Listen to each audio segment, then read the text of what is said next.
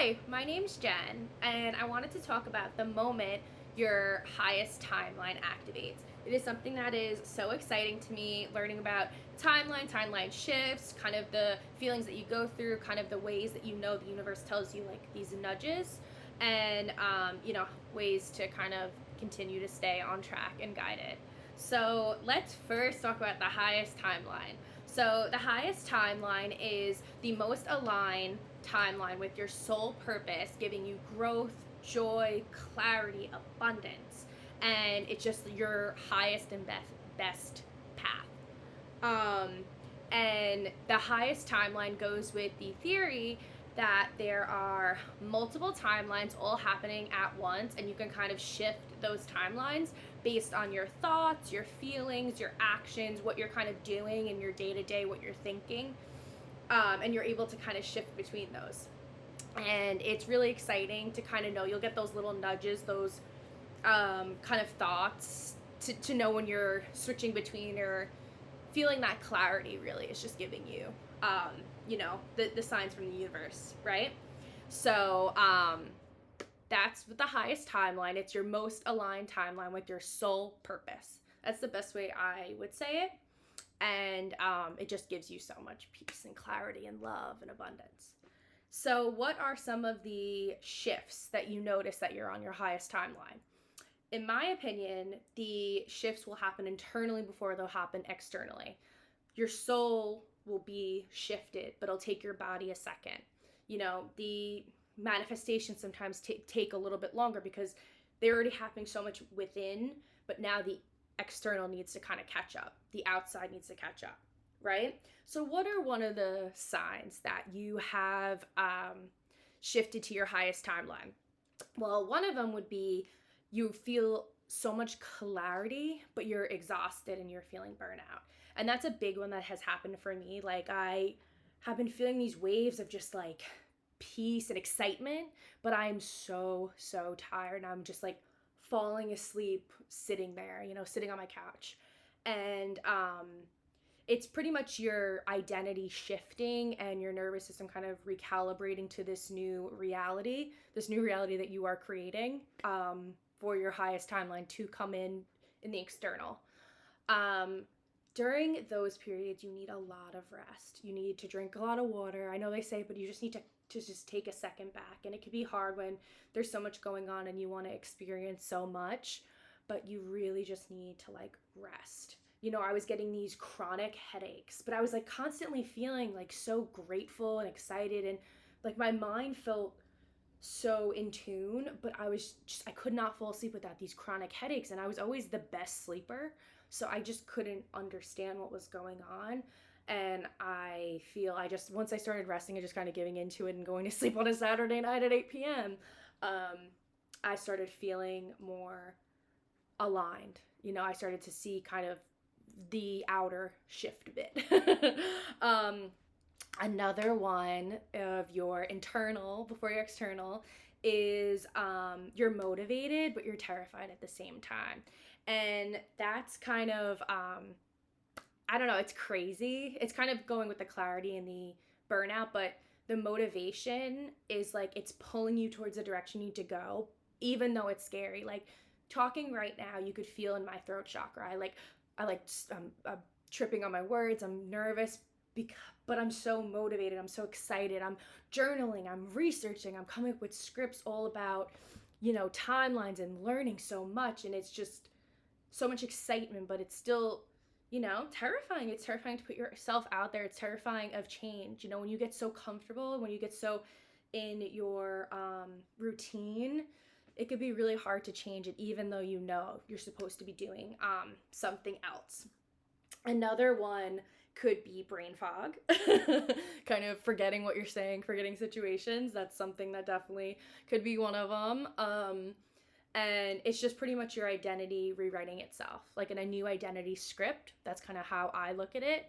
And then there's like feeling you're gonna cry when you don't really understand. It's kind of you mourning your own. I look at it as mourning your own life. You need this emotional purge, emotional release to get rid of the old self. The old self is no longer there. So there could be a part of you, you know, like I would sit there and I would watch these videos, just like random little short videos of like a family reuniting in the Navy or something. And I would sit there and I'd start bawling my eyes out. And I'm like, what is going on? Like, I don't, you know, and I just felt so emotionally connected to things that I don't, you know, I felt like I was feeling more and connecting to more. So that's something, that's a big shift. It's like this emotional purge, emotional release. And it's beautiful, but, you know, it could be crazy at times. Another one is knowing that you're bigger for your current life, knowing that you're meant to do something else, this inner knowing that you've always meant to be doing something besides what you're doing. And that one is, it's very hard because you could get comfortable and you could be living your life, but you're just like, this is too small. This isn't what I'm supposed to be doing. This is smaller than who I am. And that could be really, really hard to grasp and to take it in. So yeah, but just keep following that because you'll continue to see new experiences. Like when you are living on a, what you're living your current life, it's every day is kind of like the loop of the next. Like it's like you wake up, you know, if you have a corporate job, you wake up, you have your coffee, then you go to your job, then you come home, you eat dinner, you go to bed, and that's your reoccurring loop. You wake up in the morning and that's the same thing. So when you start getting these feelings of no, I'm not, I'm meant for something else, or I'm meant to just do something else, or I'm meant for a different job, doesn't matter, you know, meant for something, it's breaking that loop. And it's you know, it's the shift starts with him. So I also believe when people come up to you, right? When people start coming up to you, people start praising you for no reason, or people just want to talk to you. Like I've noticed, so right now it's Thanksgiving. It was just Thanksgiving. And I went to a Starbucks and the lady, she was so sweet. But she had this whole conversation. There was a whole line of people. She's like, how's your Thanksgiving? What are you doing? And it's just, she's like, you're so nice. You're giving such good energy. And I'm like, yeah, like of course you're wonderful too. But it was just little things like that. I've noticed that people have like stopped me in the street and just like talked to me recently, which is so nice, and just kind of getting little praises like that and really like little nudges from the universe, kind of seeing that maybe, you know, my aura is shifting. I'm giving radiating different energy.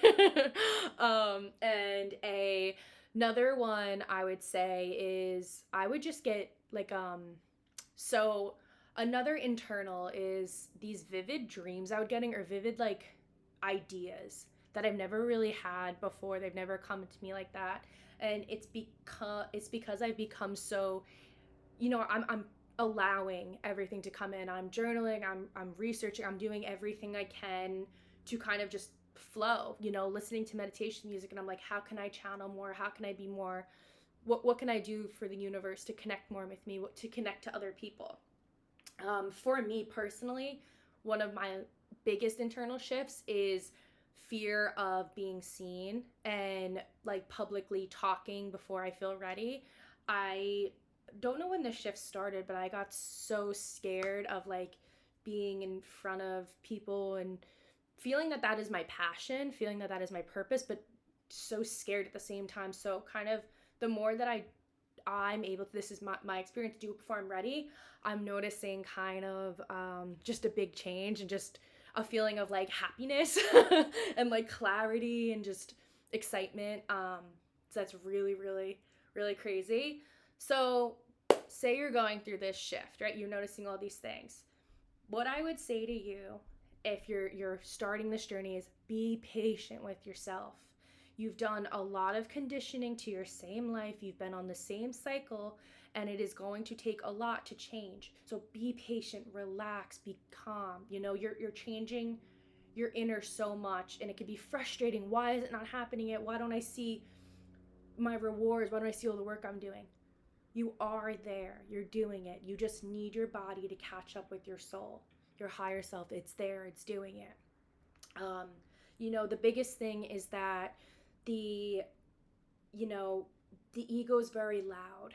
You know, your lower timeline, it's loud and it's dramatic, but that's not the higher self. That's not the highest timeline. The highest timeline is this beautiful quiet inner knowing, this calmness, this peace, this keep going. You know, when you have that, whenever you're feeling that nudge of like, why am I doing this? It's like, no, keep going. There's a reason you're being pulled towards a higher timeline. So I do think it's beautiful. And yeah, that's my view on your highest timeline.